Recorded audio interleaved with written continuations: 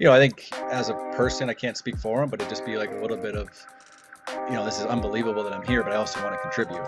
Scott, I'm sure we have an order of questions we're going to ask, but we're not going to play by the rules because it's too fun. I want to ask you, Jason Robertson, you just mentioned him. You surprised he's not in Milan right now? Yeah, I texted him.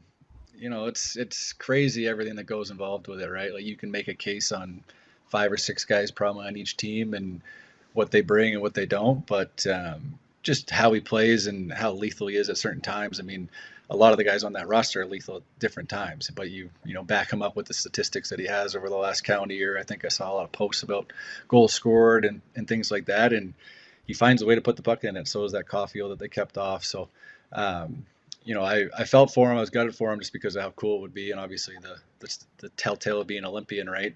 And what he's kind of been able to accomplish. Like, I still think he should be there as a friend of him, but then you also can go down a certain amount of loopholes and lineups and things like that. But I think he did everything in his power to get there, and it's just sometimes the cookie kind of crumbles the way it does, and you feel for guys like that because I think he'd be an important part of it for sure. Lud's mentioned that you have had a pretty good year stopping pucks, and in that vein, there was a time not that long ago, and I think I sent you a message kind of serious but also laughing about it, about your name coming up for Hockey Canada for the Olympics, and it wasn't crazy. And I don't know if you did an interview or if you were on a pod or something where you talked about the experience of being a backup is not what some guys, because, the Olympic rosters, like let's say for Canada or Team USA, you pick 3 guys that are starters for their teams. They're not necessarily used to, day to day coming off the bench if they need to and growing into a tournament. I mean, I don't know if you were just trying to sell the idea of Scott Wedgewood, Canadian Olympian, but you had me. I was ready to put you on the team. I mean, like I said, you can make a case, right, on a lot of different things.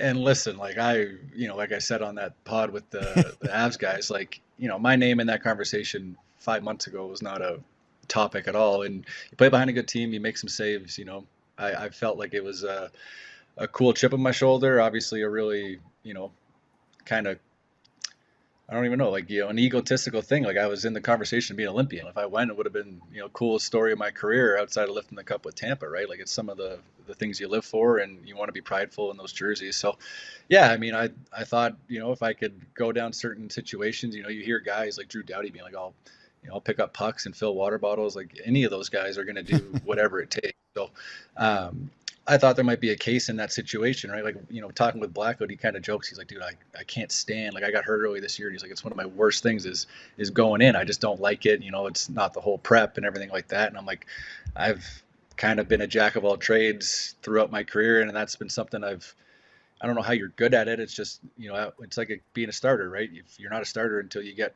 proper minutes, and then you get used to it and you go and you go and you go. And it was kind of the same thing for my career. It was like, I've gotten so used to, injuries or tough starts, and all of a sudden you're in the game. So you got to prepare that way. And, I think with the team even dressing, 20 skaters, I kind of forgot about that rule. And there's guys that are all of a sudden you sit on the bench for a few minutes. Like, some guys don't penalty kill, some guys don't power play. And now you got an extra D-man. Everything gets jumbled in that situation. So I think, that was kind of my play, just to maybe turn some heads. And I'm glad I got you hooked on the leash, but yeah, you sold him. I was ready. There's guys that you're going to show up in a situation like that. Like everyone's warming up the right way. Like it's no, secret. If you get called upon, it's not like, oh, I've never done this, I'm going to be scared. It's like, I get a chance to play in the Olympics. My mind's locked in whether I'm playing or not. Like you probably got guys in the box that aren't dressed there that are, minutes away from being ready to play in those situations. Well, okay. So let's go there.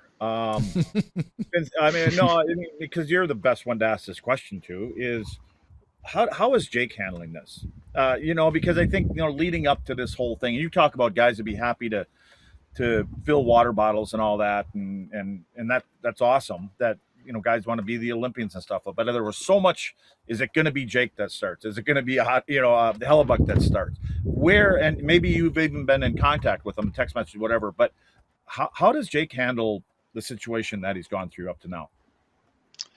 I think it's got to be tough. I think, being everything that he's been on the ice, and you make that team, you push for the job at the Four Nations. They weren't sure what they do, and then all of a sudden they start Swayman. Like, I was kind of shocked myself when I saw he was backing up game one, and I was like, okay, so maybe they give everybody a chance, right? You might find a way to kind of please everybody and slot people in, and then set them up game two, and Swayman starts. And I think as a person, I can't speak for him, but it'd just be like a little bit of, this is unbelievable that I'm here, but I also want to contribute. It's like playoffs, when I'm backing them up. It's like, if I'm in the net, something happened and I want Jake to go, but I also want to do something. Like, can I just forecheck it so I can feel like I did something?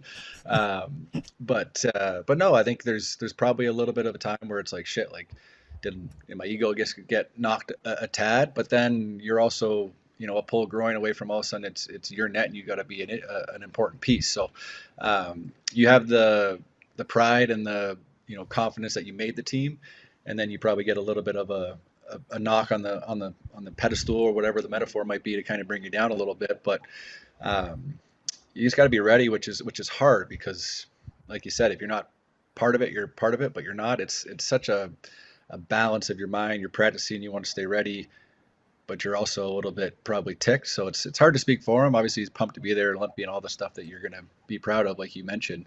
But you want to contribute, which is a hard part a lot of the time as a backup role or an extra role. I remember that in the Black Aces.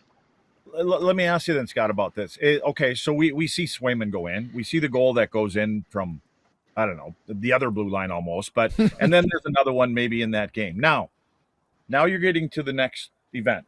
Is because of that game of Swayman, and let's say you're the goalie coach there, and you love all three of them. Who's if Hellebuyck is the guy? Because I had said to these guys last week, I thought, well, if Hellebuyck gets the start, then there's a couple days in between. Hellebuyck's going to want to play. He's probably going to get the next game, and then he's going to get the start, whatever it is. So what do you do now? I mean, are you concerned about Swayman being the backup, or would you leave it as is because he's played in a game and Jake hasn't played in a game? How would you go about that? Oh boy. I think there's a little bit of I find just being a team goalie guy, there's a little bit of a grace period there, right? Like, that's Swayman's first emotional roller coaster of Olympics, Four Nations he didn't play. Like, you have that in Jake, right? He got in that game. Maybe they felt, for whatever reason, Swayman deserved a start over Jake for maybe the year or whatever their process was.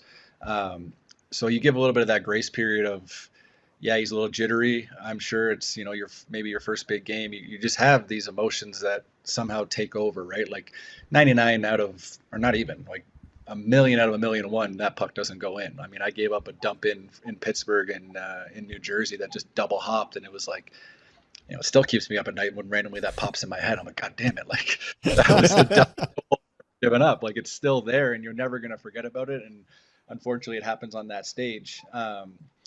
It's just, do you start, as a goalie coach, you say, okay, now Swayman's out, Ottinger's in. Now there's the pressure on Ottinger to be like, okay, if I get in there now, I can't make a mistake from the blue line or anything, where Swayman's almost kind of had that Marty Brodeur moment where he can laugh it off and be like, that shit happens. I can focus in and do my job. But I think you run with Hellebuyck. It's just going to be, a very sticky situation if something goes wrong with Hellebuyck and then Swayman goes in and now he's still a little bit shaky for whatever reason, and they win the game. Do you all of a sudden pivot, and all of a sudden Ottinger's your guy 4 games into the tournament and hasn't touched the ice? Yeah. That's where you probably stick with the same scenario, just because of familiarity and time spent. But, that's the hardest part, I think, as these coaches and stuff. You start trying to, micromanage the game, and all of a sudden you lose control and nobody's ready. Let's say Jake doesn't play at all, right? Maybe he backs up a game or two, or maybe he sits out. Can this drive him moving forward? Oh, 100%. It's like, it's so hard because, knowing him and how competitive he is, like the 2 losses in the Western Conference Final are just, you're so close yet so far, right? Like, you don't know what could be, even going all the way back to, his coming out party in that Calgary series. Like, he is an elite goaltender. I mean, the game we played against him this year, like, we probably should have won that by 6, and he was insane.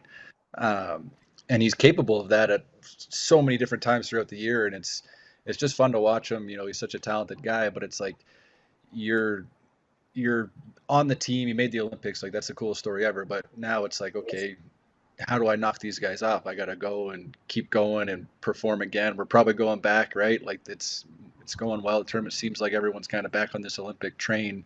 You know, you got another 4-year gap. He's got a long career ahead of him. He's just looking to knock things off his, his bucket list. So, it's not like one of those things where he wakes up every morning. He's like, I got to, knock off the Olympic starters. But there is, things you want to accomplish. And as an athlete and the competitor that he is, you're just going to use all these situations. There's an experience there. There's a situation where you don't want to put yourself back in it. And how do you do it? You be consistent. You steal games. You do what you got to do. You try and go for a championship. And he's put himself top 6-5 in the league as a starting goalie, just to be at his situation, his age, games played, everything he's done. It's been an impressive run. There's definitely going to be a chip on his shoulder regardless of how this tournament runs out.